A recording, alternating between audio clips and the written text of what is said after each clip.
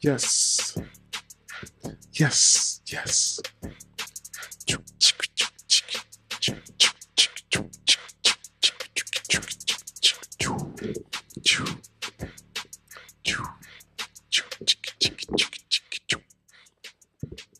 Barber College Success, brought to you by Craig Charles of Crown Cutz Academy, JC, and Crown Cutz Academy, Bristol, Virginia, Johnson City, Tennessee, that is. Spreading love the Crown Cutz way is the only way. We got a big episode for you. We're going to do something new for you in the podcast. But before I do that, let me introduce my co-host with the most, the guys who want to put on the pads and the cleats and settle their differences.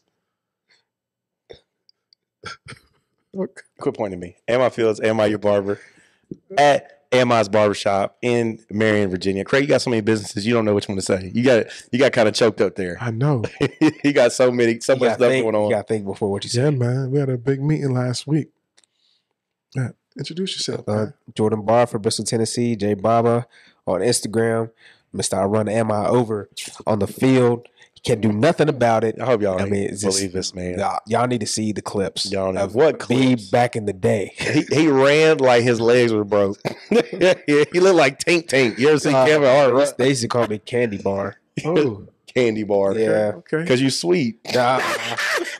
The bus. They used to call me the bus too. Oh, now you the bus. You the Candy Bar bus. Okay. My bad. All right. Man, y'all sound like y'all like each other. Nah, it's all out of love. He's all right. Oh, man. Man, what's going on? We got a job to do. And y'all hating each other already? No, that's all right. No, it's all right. I wonder if our listeners think we actually don't like each other. Nah, they ain't no way. Nah, ain't no way. Ain't no way. Ain't no way. We don't. But yeah, we gotta. We don't, man. What's the love? I'm just kidding. I'm kidding. That's why Craig sits in the middle all the time. Yeah, I know. I gotta support you guys. Where is the love? But yes, we got a banging episode for you today. We're gonna talk about some different things and make you think about this industry. Think about where you are in your life, in your process of going through certain things. We love our job so much. We love what we do. I love coming to the podcast. You guys love coming to the podcast? Yeah, look forward to it. Last week when I wasn't able to come, I was telling my mom, I'm missing the podcast for you. You know, she's like, well, it's inclement weather though. That drive would have been treacherous. They had tornadoes coming through. It was really crazy, but that weather, it was coming last week.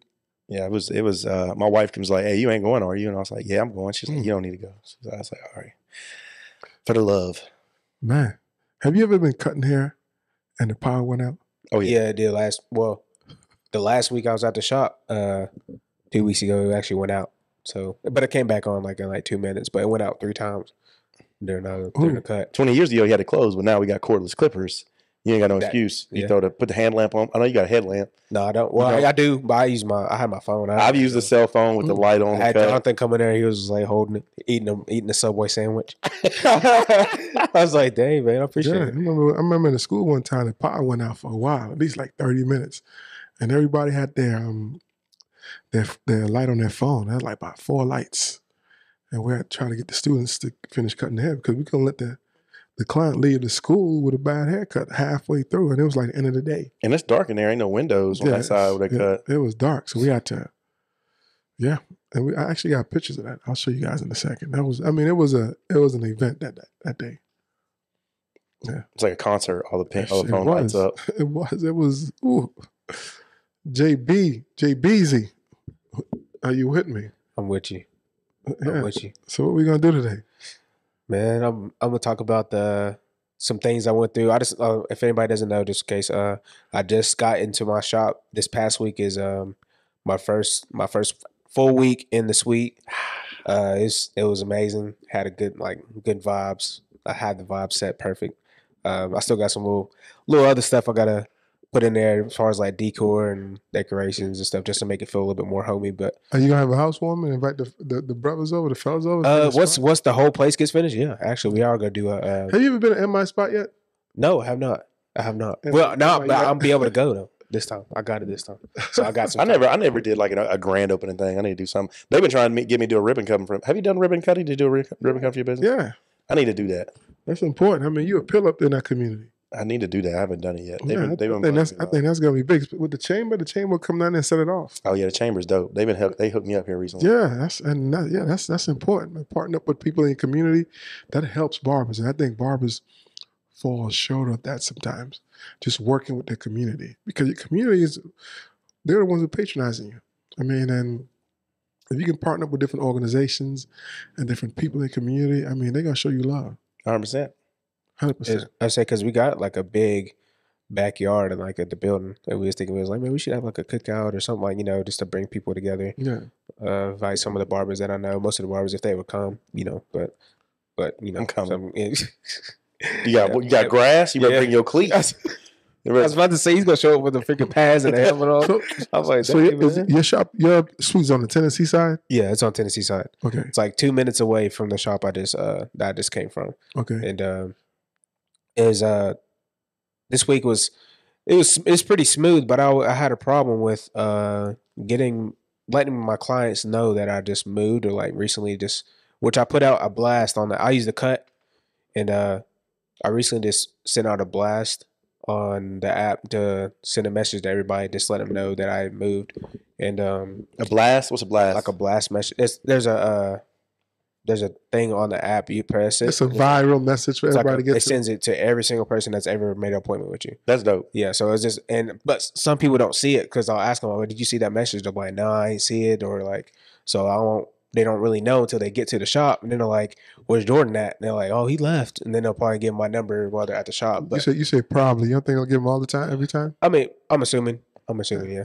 But you know, you never know.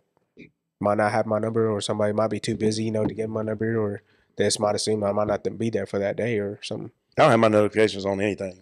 Like I have to go into it to see it most of the time. I mean, but that's a good point. That's the importance of what comes to mind instantly. That's the importance of having all your clients' name, phone number, address, birthdays, for instances like that. Mm-hmm. Because if you have a system where you can have it in your phone or your booking app, that's great. But a lot of times people underestimate that, just having that information right there, just to send one of your clients a birthday card. You know what I mean? Stuff like that. Not just when you move. Yeah, because I have I have numbers of my clients, and I forget to put the actual name of the contact in there. Mm. And then they'll message me, but I don't know who this is. And they're like, "Yo, this is Gio or Mike." And I'm like, "Okay, let me go ahead and put this in there while I read it until I don't forget." So I try to remember all their names now. I just reread the message and be like, "Who was that?" Oh, okay, yeah. But that is kind of, you know, people get offended sometimes. You like, "Oh, you didn't say my number, bro." Have that ever happened to you? Yes. Like, "Oh, you ain't got my number." You kind of feel like, "Oh man." Or when they don't, when you don't take a picture of them and put it on your Instagram, like, "Man, you can't put my head on your Instagram. My hair ain't good enough." Me and my client was just talking about that the other day. He was like, "Bro, I ain't gonna lie, I'm that type of client. If you take a picture of my haircut and I don't see it the next day on your Instagram, then I'm even thinking something's wrong." And I was like, "Bro," but people are personable. They want that love. They want that connection. But also, I was trying to explain to them that, like, even when, like, sometimes it might be days, like, I'm not saying that's not going to be a good haircut, but there's certain days that the haircut's going to look even better than, like, originally, like, average, you know what I'm saying? And it's like, dang, this haircut looks really, really, really good today, so I'm going to take a picture of it. And then sometimes they might think that if you ain't like that all the time, or you're not taking a picture of it all the time, and it's not a good haircut. Or not so that's another episode, too, talking about clients who want to see their haircuts. You have a lot of that on Instagram. Yeah. Okay, we can roll with that. I just threw that out there. Yeah, no, that's a good one. People want to be like, okay, yeah, that's my make them feel like a model. Yeah, that's my barber right there. Like, that's my lawyer. That's my attorney. That's my barber. That's how people look at you. I mean, they look at you in prestige and are almost really happy to tell people, yeah, that's my guy. That's my barber, and almost make it personal where you're the only person that will cut their hair, or you're the only hair. That's the only hair you cut never. That's my barber. What other ways you've been communicating with your clients to let them know where you're at? Did you change your address on your app? Yes, I did. I changed my address. I really only have about 3 options. I'll send a blast on the Cut app, and I sent the message to everybody that I had in my phone. Shout out to the Cut app. Instagram? Did you post it on Instagram? Yeah, not yet. I have not. Actually, that's one thing I have not done. I posted on Snapchat. Yep. And Facebook. No, not Facebook yet. Nope. So actually, I am lacking too. So Instagram and Facebook, that's probably one reason too. Did you make a Google page of your business? No, not yet. Got to make another too. That's important. But it's technically, it's not my business, but I would say my. No, it's your business. It's my business. So okay, so would you make a Google page for a barber room? Since you're not really in the building, you're just really in the building. That's your space. What you guys don't realize is that just for barbers out there listening to this podcast, once you get your license, you are your own business. Mm-hmm. When you're a subcontractor, you are your own business. Yep. When you're in the shop, you need to start working on your brand in the shop. Yeah, and you have to. I mean, be respectful now. Don't just, if the shop has the name, just talking about this is Slider Cuts up under cost cutters. You know what I mean? Be respectful, but you have to build your brand yourself. You have to have your own business license if you're working in the shop. Just because the shop owner has a business license, you have to have your own business license too when you're working in your own space. Do you have a business license? I'm working on getting it. I'm actually about to set up an LLC. I got an appointment for next week. I haven't came up with the like my room name, like my business name for my. You don't have your space name yet? Yeah, like I've been thinking about one, and it's kind of hard because you want to be able to brand it. I thought you already named it Studio 276 or whatever. Studio 423, but that's for the whole building itself. Oh, did you name the building? Yeah. I gave him the name for the building. Why you do that? I don't know. I was like, it could have been Studio 423. I was like, but you know spot. what? I was like, you know what? That's kind of a good name for this spot, so I'll just give it to him. So man. But I'm gonna think of another one. I'm sure I can think of another one. That's just gonna take some little bit. But you don't need your LLC doesn't have to be the same name as your business. Okay, so it don't. No. Okay. Doing business as. Yeah. DBA. That's what a DBA is. So you don't, your LLC could be, because honestly, if you think about it, if you have multiple businesses, you can use the LLC for multiple businesses. But that's just the importance of doing research and being prepared in advance. You know what I mean? Because before you even make those steps to open that, you gotta have a business license for the building. Mm-hmm. You gotta have your business license for you. You have to have because there's so many other legalities that you have to have. And I think that's the importance of us doing that podcast coming up soon on the accountant. And yeah, we're going to do something on that coming up soon. Yeah, we talk about it. But yeah, I mean, like I said, you also don't need a LLC to get a business license. No. You can do it under your social security number. Yes. So you can do that right now. And it's like $50 maybe. Mm-hmm. But the importance, even like with Ammi, that he went to LegalZoom. I've worked with LegalZoom too. So the importance of they will give you legal advice on a lot of things. You got to be careful though, because they try to hit you with all kinds of fees. Right. You got to watch out for them landmines. So, sorry. We're talking about communication though. I mean, as far as communicating, when I switched shops, communicating with my clients was a little difficult because the person I was working under was like, "Don't you tell anybody that you're opening a shop in my shop." And I was like, "Oh, all right." He tried to magneto you. Oh man, he wanted to get that last Debo, give me your necklace in. So I'm like, okay, whatever. He tried to magneto. He did. But anyways, I was like, okay, word. I mean, I whisper in some ears, you know what I'm saying, the core clients. But it's respectful if you have a good rapport with the person where you work.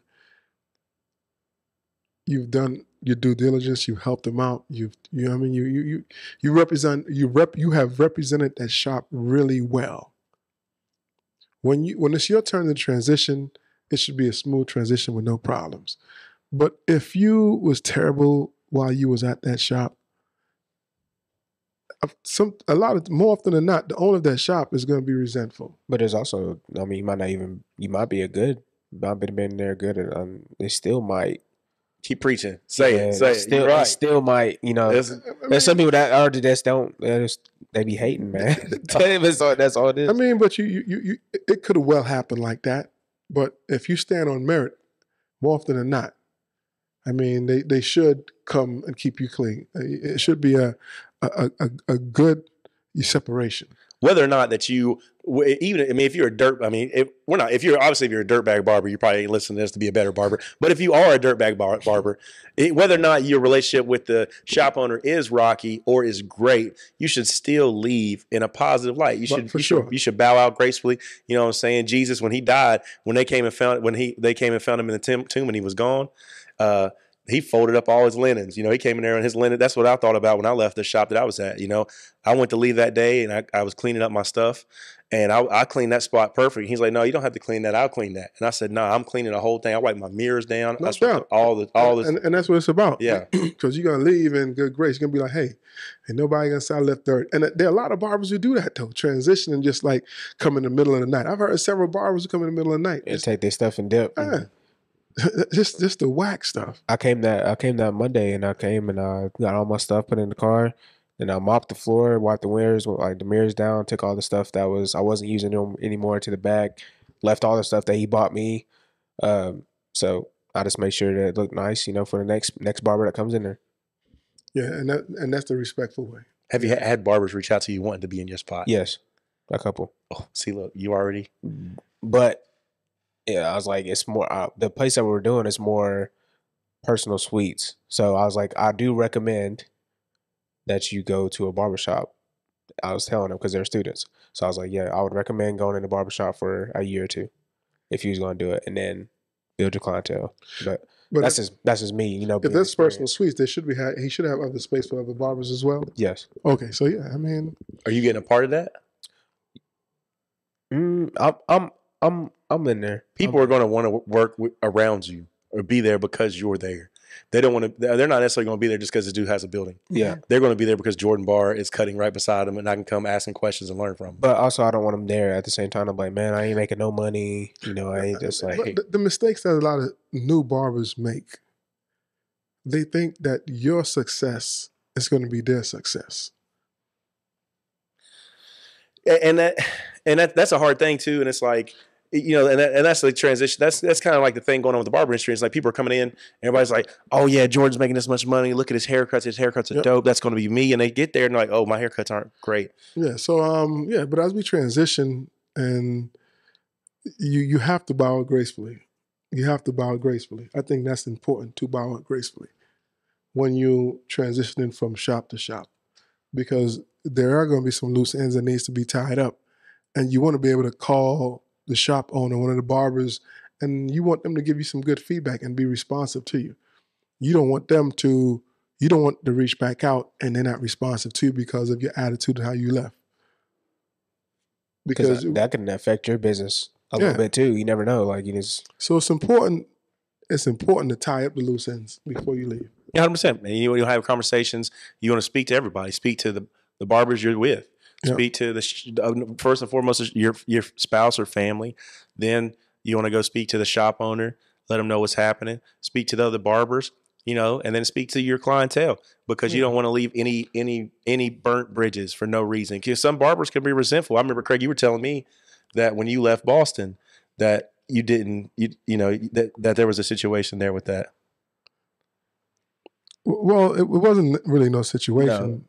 No, it wasn't no situation when I left Boston. It was great. I mean, the only thing that happened was I didn't tell one of my good friends I was leaving, and he was like, "Man, he's hurt." He was hurt. You know what I mean? And that's normal, because he was like, "Man, you my teammate. You right? You got." But it was hard to talk to him because I know it's going to be a hard separation. But it wasn't like nothing like negative. Like I wasn't a good barber, wasn't a good friend. It was just that when you build that relationship, sometimes it's hard to let go of that relationship when good people leave too as well. And he wasn't even the shop owner. He was just somebody who worked with you. Just shop owner's son. Yeah, so and that was a good friend of mine. Having a conversation with the other barbers too. It's not like Kobe. Kobe was hot. He was like, man, come on, man. So you gonna leave me? Kobe's got to be on the show, man. We say his name so much. He's like Candy Man. He just pop up one day. I'm gonna get him on here one day. He's gonna come eventually. We make Kobe sound like Cartman from South Park. We gotta get him. Kobe's a good dude, man. Barber College Success, brought to you by Craig Charles of Crown Cutz Academy, JC, Tennessee, Bristol, Virginia. Spreading love the JC way is one way. No. Spreading love the Crown Cutz way is the only way. And as we close, what are your lasting words, fellas, on that topic? Going out on your own, man. It's a lot more stuff you got to take responsibility for, and you got to be ready for it. So, but the only way you're gonna learn is if you do it. So, don't burn bridges, because sometimes the path you take isn't the path that you really want to go. Sometimes you might have to go back over that bridge, and if you burn it, you might be stuck. So, don't burn your bridges. That's big. That's impactful. Tie up those loose ends. Tie up.